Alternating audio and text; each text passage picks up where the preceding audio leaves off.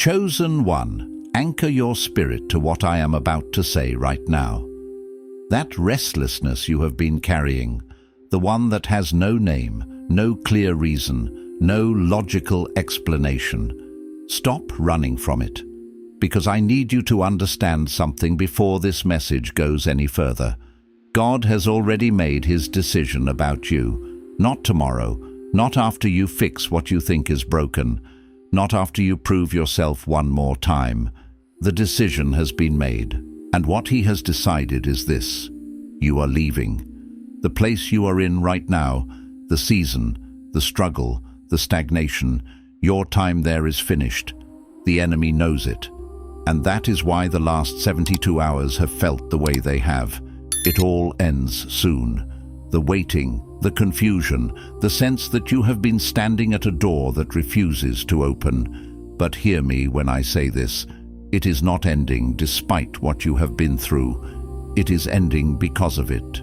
Think back to that moment this week when you almost broke. When you came so close to saying something you could not take back, doing something that would have kept you exactly where you are. But you did not. Maybe you went quiet when everything in you wanted to explode. Maybe you pulled back when your flesh was screaming to push forward. Maybe you let something go that you had been holding on to for months. You thought that was you giving up. You thought that was defeat. That was the final act God was waiting for. You did not find this message by accident. The algorithm did not bring you here. God did. This is a divine appointment that was written before your name was spoken into the earth. You are standing at the threshold of your departure, and heaven has sent this word as your clearance. Stay until the very last second, because in the next few minutes, I am going to deliver the verdict heaven has already issued over your life. I am going to walk you through the exact signs that confirm your departure is imminent, not eventually, not someday, but soon. And at the end, I am going to give you the declaration that seals this transition and closes every door that has been trying to pull you backward. Do not click away. Your future self, the one already living in what God promised, is calling you forward. If you leave now, you leave before the decree is read. I know what the atmosphere has felt like. Not just this week, the last several weeks. There has been a strange combination of heaviness and electricity, like something is ending and beginning at the same time, but you cannot tell which is which. Maybe you have been waking up at 3 in the morning with a knowing you cannot explain, a stirring in your chest that is not quite peace and not quite fear, but something deeper than both. Or maybe you have been sitting in silence more than usual, not because everything is fine, but because something in your spirit keeps telling you to be still, to wait, to not make a move yet. Or maybe you have felt invisible lately, like the world around you has kept spinning, but you have been standing in slow motion, watching, suspended between two different versions of your life. That suspension is not punishment. That is preparation. And in that suspended place, the enemy has been working overtime with a very specific lie. He has been whispering that the reason you feel stuck is because you made a mistake you cannot come back from. He is replaying a moment in your mind, maybe a relationship you left, a decision you made in exhaustion, a season where your faith slipped and your actions did not look like someone who believed. He is pointing to that moment and telling you that is why the doors have been slow. That is why the promise has not materialized. He is telling you that you disqualified yourself, that God has had to reroute everything because of what you did, and that the version of the blessing you receive now will be smaller, lesser, a consolation. That is a deception built specifically for this moment to stop you from stepping forward. Because here is what the Word of God actually says about where you are standing right now. Isaiah 43:18 and 19 says, "Do not remember the former things, nor consider the things of old. Behold, I will do a new thing. Now it shall spring forth. Shall you not know it? I will even make a road in the wilderness and rivers in the desert. Now it shall spring forth." not eventually, not after enough time has passed for you to earn it back. Now, God is not working around your past. He is not subtracting from your promise because of the moments the enemy keeps replaying. He is doing a new thing in the very wilderness that was supposed to swallow you whole. The road is being built in the place that had no road. The river is flowing in the place that had no water. You were not disqualified. You were repositioned. The heaviness you feel is not the weight of consequence. It is the weight of transition. It is what it feels like when everything that was is making room for everything that is coming. It is the pressure before the push. It is the silence before the sound. You think you have been wasting time in this season. You think the waiting has cost you something irretrievable. But let me reframe your reality right now. This season was not delay. This season was distance. God has been moving you away from everything that could not survive where He is taking you. The relationships that faded, the doors that closed, the version of you that kept showing up in places you no longer belong, all of it was departure preparation. Every loss was a lightening of the load. Every ending was God editing out of your story what cannot enter the next chapter. You are not starting over, you are arriving. And the word today is final. The decision has been made. God has decided, and when God decides, no power in heaven or on earth or beneath the earth can reverse it. You are leaving this season soon. And now that the decision has been made, now that you understand you are not being held, you are being held back for a reason. I need to walk you into something that is going to require your full attention. Because the departure God has written over your life is not just a change of circumstances. It is not merely a geographical relocation, a new job title, or a shifted relationship status. This departure is something far more profound, far more foundational. It is a seismic change of identity, and most people miss that entirely. They are waiting for the external to shift, for the scenery to change around them, for a tangible sign in their outward reality, while the internal landscape remains static, still anchored to a version of themselves that was never meant to make it to the next chapter. It's like a ship preparing for an ocean voyage, yet still carrying the barnacles and the rust of its dockside existence, failing to realize that the vessel itself must be refitted, reinforced, and recalibrated for the vast open waters ahead. You cannot carry who you were into where you are going. This is not a punitive measure from a judgmental God, as if He is punishing the old you. Rather, it is a sacred necessity, a divine requirement. Where you are going requires a you that has been forged in exactly this kind of fire, a self that has been purified, strengthened, and made resilient through the crucible of experience. Think of a seed that must break open, releasing its familiar form to become a towering tree. Or consider the caterpillar, so comfortable in its crawling existence, that must undergo a complete metamorphosis within the dark confines of a chrysalis to emerge as something entirely new, utterly transformed, and capable of flight. You are being prepared for flight, and the old skin simply won't suffice for the new wings you are about to unfurl. This forging is not a destruction, but a divine reconstruction, preparing you to hold the weight of your destiny. Think about Moses. 40 years in Midian, 40 years of what looked like utter obscurity, profound failure, and complete irrelevance to the world. He had once been on the other side of that spectrum, raised in Pharaoh's palace, positioned for unparalleled influence within the most powerful empire of his time, full of the kind of worldly power and charisma that the masses could see and admire. He was trained in all the wisdom of Egypt, adorned with the garments of royalty, a man destined, it seemed, for earthly greatness. And then one moment, one impulsive decision born of a righteous anger, and he found himself in the desolate wilderness, tending sheep, an exile, a runaway. To everyone watching, To every former admirer and every contemporary observer, Moses had utterly disqualified himself. To all appearances, the grand dream he may have held, or the destiny others had projected upon him, had died a slow, inglorious death in the sands of Midian. But God was not done. God was not even close to done with Moses. He was precisely where God needed him to be.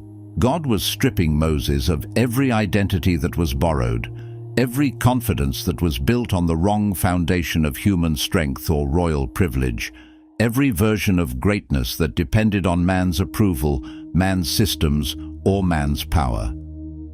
Because what God was preparing Moses to do, to confront a Pharaoh, to lead a nation of millions through a desert, to stand as a prophet face to face with the divine, required a man who had nothing left to prove to anyone but God. A man who had lost enough, experienced enough emptiness, to trust completely and exclusively in the one who had called him. A man who had been emptied so thoroughly of his own ego and self-reliance that when God finally filled him with his spirit, his power and his presence, there would be no confusion whatsoever about whose power it actually was that moved through him. The wilderness was not Moses's consequence for his past actions. It was not a punishment to be endured. It was rather his divine construction zone, a sacred space where the architect of his soul was meticulously building the interior strength, humility and trust required for his monumental calling. And this is where it goes deeper for you, where the ancient narrative of Moses intersects directly with the very present reality of your own life. What you have interpreted as the wilderness of your life, that place where your most precious gifts felt invisible, unheard, perhaps even irrelevant, where your deepest calling felt dormant, like a seed buried too deep to ever sprout, where you kept asking God why he had gone quiet, why his presence felt distant, why your prayers seemed to echo in an empty sky. That wilderness was not where God forgot you. It was not a place of divine neglect or oversight. That was precisely where God was finishing you. There is a profound, often painful, but utterly crucial difference between being forgotten and being formed, and you have been formed in this season in ways that your eyes, limited by immediate circumstances, cannot fully see yet. But the moment you step into what is next, into the vivid clarity of your appointed destiny, you will turn back and look at this exact season with a completely new perspective.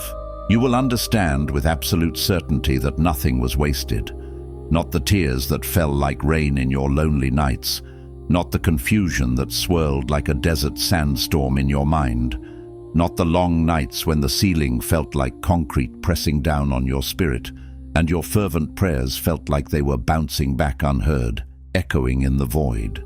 Every single thing, every challenge, every ache, every quiet moment of surrender, every perceived setback was working together, meticulously orchestrated by a loving God, even when it felt like nothing was working at all, when the loom of your life seemed to be weaving chaos instead of order.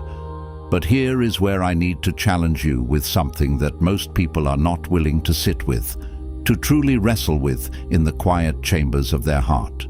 The leaving that God has ordained for your life, this pivotal departure from your former self and former season, is not going to happen passively. It is not something you merely stumble into or idly wait for. You do not drift into your next season like a leaf carried by an indifferent breeze. No, you actively decide into it. You step into it with intention, with conviction, with a fierce internal declaration. And that decision, that profound internal commitment, requires you to do something that goes against every instinct you have carefully built up and honed in survival mode. You are going to have to stop making yourself small enough to fit into spaces that were never designed for you in the first place, spaces that were never meant to contain the expansive, glorious potential God has placed within you. This is the part no one wants to hear, the uncomfortable truth that often chafes against our conditioned patterns. You have been accommodating your own diminishment. You have, in essence, been participating in the shrinking of your own spirit, the muting of your own voice, the limiting of your own potential. Not because you are inherently weak, not because you lack courage, but because somewhere along the way, deep within the fabric of your experiences, staying small felt like staying safe. It became a subtle, insidious coping mechanism. If you did not reach too far beyond your perceived grasp, you reasoned, you could not fall too hard, avoiding the painful crash of dashed hopes. If you did not believe too deeply in the audacious promises of God for your life, you could not be too profoundly disappointed when things didn't unfold according to your timeline. If you kept yourself just below the threshold of your actual God-given potential, you could manage the risk, control the variables, and insulate yourself from external judgment or internal heartbreak. And you told yourself, convinced your own heart, that this carefully constructed smallness was wisdom. You even whispered to yourself that it was humility, a spiritual virtue. But if you are truly honest, and this is the moment to be brutally honest with yourself, to strip away all the layers of self-deception, it was not genuine humility. It was a self-protective agreement you made with fear, a silent covenant forged in the fires of past pain and disappointment. And that agreement has had your name on it long enough. It's time to revoke that signature. What's coming next will likely surprise you, because it is not merely more encouragement, not just another wave of uplifting words. It is a stark, powerful invitation to confront the true architect of your own limitation, to look fear in the eye and dismantle its subtle strongholds within you. Fear does not always show up looking like overt, paralyzing terror. That is what makes it so insidiously dangerous, so difficult to identify and dislodge. Sometimes it shows up disguised, looking like admirable patience, whispering that it's not yet time, that you must wait indefinitely. Sometimes it shows up looking like spiritual discernment, urging caution to the point of stagnation, masking inaction as prudence. Sometimes it shows up dressed in the very language of faith itself, ironically telling you to wait, to be still, to not move yet, when what it is actually doing, in its deceptive mastery, is keeping you frozen, paralyzed in a moment God already moved past weeks, months, or even years ago. There is a counterfeit stillness that subtly disguises itself as holy surrender, presenting itself as devotion, but it is not true surrender to God's active, dynamic will. It is, in reality, a surrender to delay, a concession to the fear of stepping out. And you will know the difference, discern the true from the false, because true holy stillness carries an undeniable peace, a peace that is alive, warm, expansive, a deep-seated tranquility that settles your spirit even amidst uncertainty, the very peace of God that surpasses all understanding. Philippians 4:7. But this other stillness, the one fear builds and maintains, carries a low-grade dread, a subtle dis-ease, an underlying tension. It carries the quiet anxiety of someone who is waiting for permission they have already been abundantly given by the King of the universe. God has already given you permission. His decree has gone forth, written into the very fabric of your being and your calling. The only remaining question, the only true hurdle, is whether you will finally give it to yourself. And this brings you to the place where the real turning point lives, where the pivot from stagnation to divine acceleration truly occurs, because you simply cannot walk into your next season still waiting for someone else, anyone else, to validate what God has already profoundly verified in your spirit. There are people in your life, cherished individuals whom you love deeply, people whose opinions have mattered immensely to you over the years, who have simply not been able to see what is truly on your life, what God is doing, what He is building.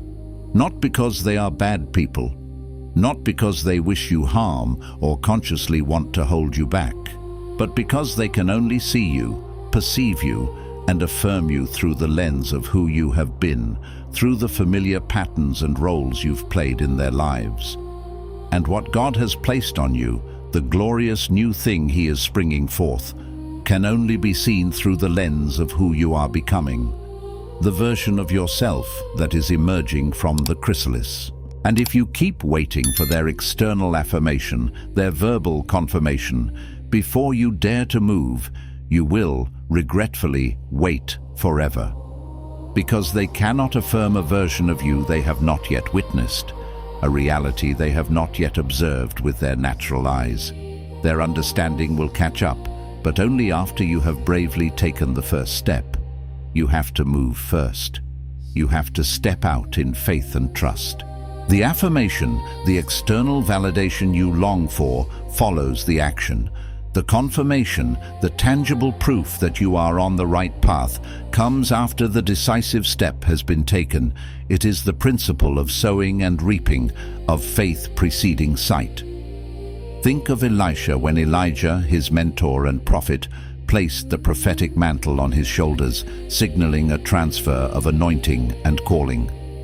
Elisha did not fully understand in that moment what was truly being given to him. He did not have a complete panoramic revelation of what his life would look like in the years to come as a prophet.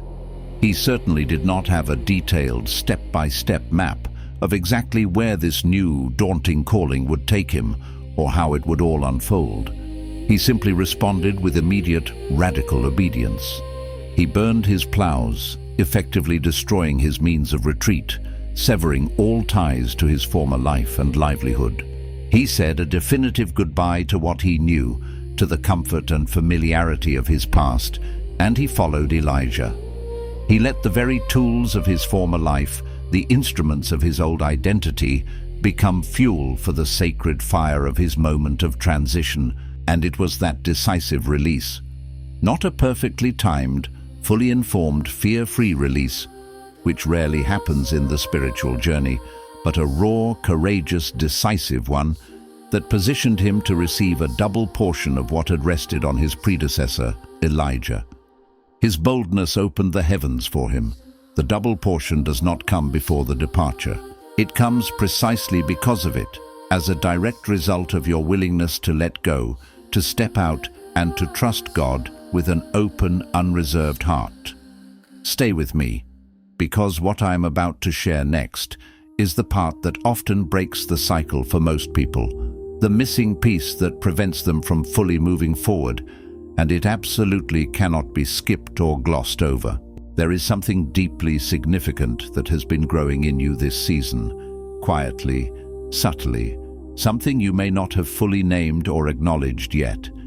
It is a grief, a real and legitimate grief over the version of your life that did not happen the way you so meticulously expected, the way you dreamed, the way you prayed for it to unfold.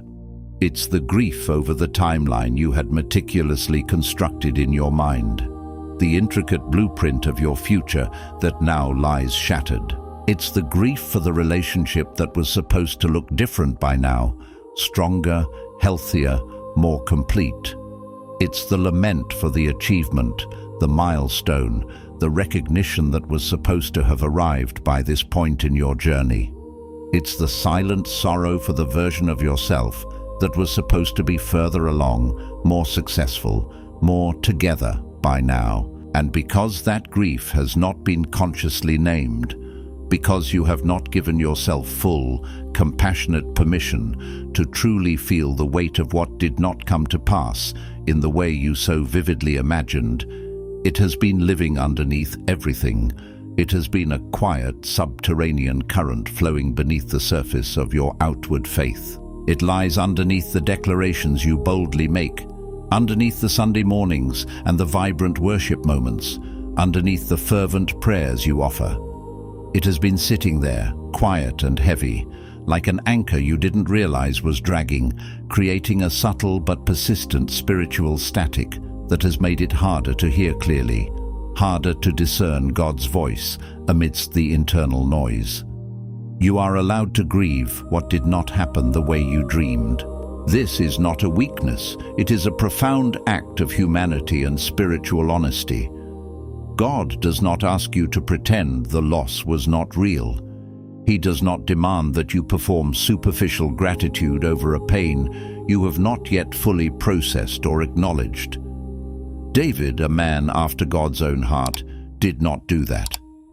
We see him weeping openly, inconsolably, over the death of his son Absalom, even amidst his kingship. David cried out in the Psalms from the bottom of genuine human sorrow, expressing raw anguish, confusion, and lament. Psalm 13, Psalm 22, Psalm 55. He did not package his pain into a neatly tied, consumable testimony before it was even finished being formed in his soul. He brought the raw, unfiltered, sometimes ugly, version of what he was feeling directly to God, pouring out his heart without reservation, and he stayed in that vulnerable, honest place until something deep within him shifted, until the healing touch of God began its work. And what came out on the other side of that deep, authentic grief was not a diminished David, not a broken man, permanently scarred. What came out was a David who had been excavated so deeply, so thoroughly, that God could plant something in him that could not be uprooted by any earthly storm or future sorrow. The grief, therefore, is not the opposite of your breakthrough. It is not an impediment to your progress. The grief, when you stop running from it, when you cease trying to intellectualize or spiritualize it away, and instead bring it honestly, vulnerably, and fully to God, becomes the fertile ground out of which your breakthrough precisely grows. It is the rich, dark soil from which new life emerges. And here is where the revelation begins to turn in a direction you may not have expected, a powerful reframe that changes everything. The delay you have been experiencing, the prolonged season of waiting, the frustration of unmet expectations, the lingering sense that you're stuck, the very thing you have been passionately calling delay, is not actually delay in the way you perceive it. It is, in its deepest, most loving essence, protection, but not merely the kind of protection that simply keeps you from obvious harm or visible danger. It is the far more profound, nuanced kind of protection that keeps you from arriving too early. There is a version of your blessing, a manifestation of your promise, a stepping into your destiny that you absolutely could have received 18 months ago, 2 years ago, perhaps even at the very moment you first started believing for it with all your heart. And if you are truly honest, a significant part of you is likely still frustrated, even resentful, that you did not receive it then. But here is what you could not see then, what your limited perspective prevented you from grasping, and what you are only now, through the fires of this season, becoming equipped to see and understand. If it had come when you first asked for it, when your soul was crying out for it, you simply would not have had the interior architecture, the spiritual maturity, the emotional resilience to truly hold it. You would have received the promise, yes, but you likely would have crumbled under its immense weight, like a grand structure built on an inadequate foundation. You would have stepped into the wide-open door of blessing and walked straight into something you were not yet prepared to steward with wisdom, humility, or sustainable strength. God loves you too much to give you what you are not yet ready to carry, to place a burden on you that would crush rather than elevate. His delay is not denial, but divine preparation. He is not withholding, he is perfecting. But now after this season, after this refining fire, after this intense and often uncomfortable formation process, the interior architecture is there. The weight-bearing walls of your character have been meticulously built and reinforced. The foundation of your faith has been deepened, anchoring you firmly against any storm. And what could not have possibly survived in you 2 years ago, what would have withered under the pressure or been scattered by the winds of challenge, will not only survive now, it will thrive, it will flourish, bearing fruit in abundance, because you are now a vessel strong enough, wise enough, and rooted deeply enough to contain and steward the fullness of God's blessing. And just when you think you have grasped that profound truth, just when the encouragement of it begins to truly settle deeply in your chest, warming your spirit with hope, I need to take you one layer deeper, because this is precisely the place where most people still get stuck, still find themselves entangled, even after they understand everything I have just articulated. The final, often unseen thing standing between you and your full, unhindered departure into what God has meticulously prepared for you is not the enemy, though he certainly tries to sow doubt. It is not your past mistakes or perceived failures, for God has already dealt with those. It is not the people who doubted you or the challenging circumstances that tried to define you. No, the final, most tenacious thing standing between you and what is next is a deeply ingrained, often subconscious version of the story you have been telling yourself about who you are that is simply no longer true. You have been living inside a narrative, a self-created myth. Every single person does. And inside that narrative, you have assumed a specific role, a character you have been inhabiting, a persona you've worn like a second skin. That character was often built out of your deepest wounds, your perceived lack, the sting of moments of rejection, the times love did not show up in the way it should have, or the promises that were broken. And that character, that carefully constructed self-narrative, has served you in a way. It kept you safe, shielded your tender heart from further hurt. It helped you navigate complex emotional terrains.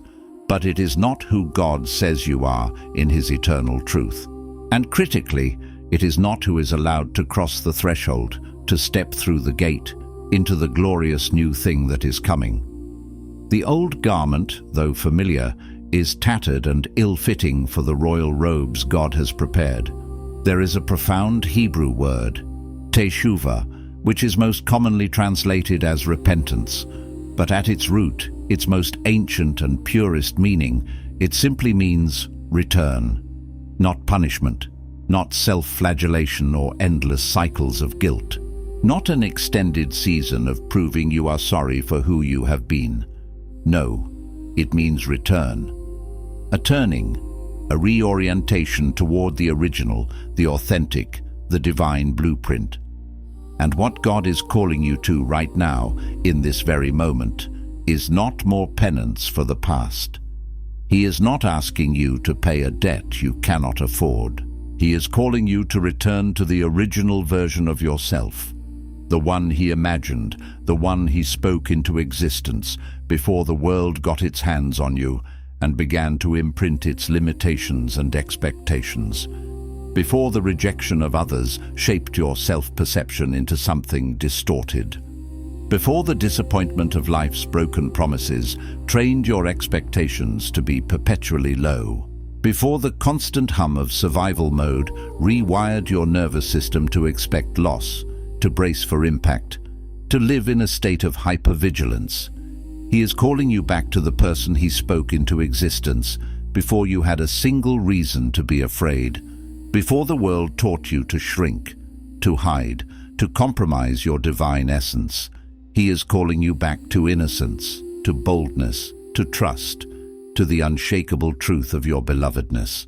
And here is the part that changes everything, the part I have been building toward from the very first word of this message, the culminating truth that can unlock your future in an instant. The life you have been so patiently, so desperately waiting for, the breakthrough you've been yearning for with every fiber of your being, is not in front of you in the distant, abstract way you have been picturing it.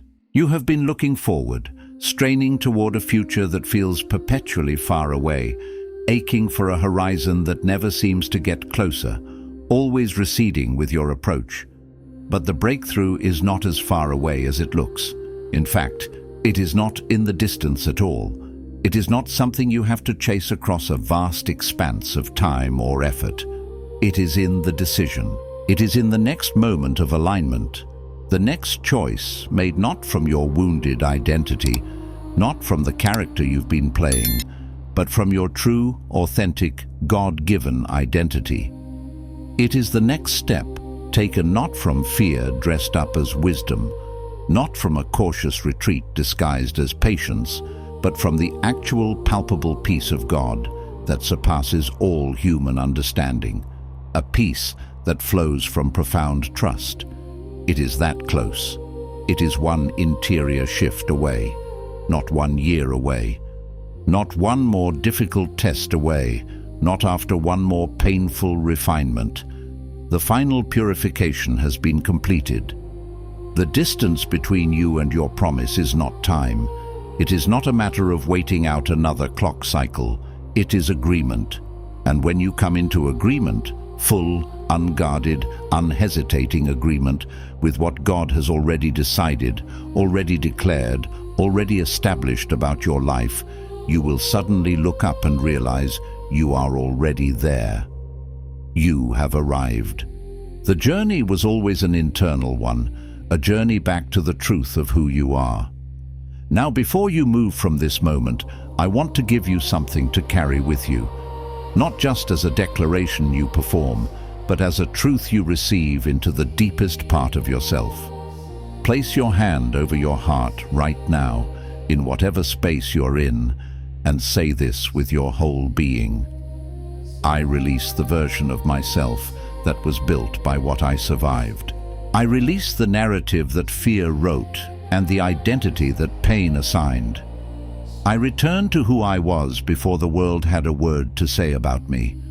I receive the new thing God is springing forth in this moment, not eventually, not someday, but now. I agree with heaven's verdict over my life.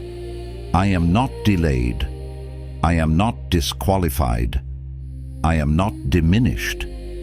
I am departing from this season with everything that was forged in the fire, and I am leaving behind everything that was never meant to come with me. My breakthrough is not coming. It is here. It is in this decision. It is in this moment of return. I walk forward. I step through. And I will not look back. If this word landed in you today, do not let it dissipate. Do not let it become just another fleeting thought or a passing emotional uplift. Watch it again. Let it sink deeper into the fertile soil of your spirit. Share it with someone who is standing at their own threshold and does not yet know it, who needs this precise truth to illuminate their path. And leave a word in the comments, not for engagement, but as an act of declaration, an act of anchoring this truth in your reality. Write it out. What are you departing from? What are you arriving into? Because there is profound power in naming it. There is transformative power in making it visible, in speaking it into existence.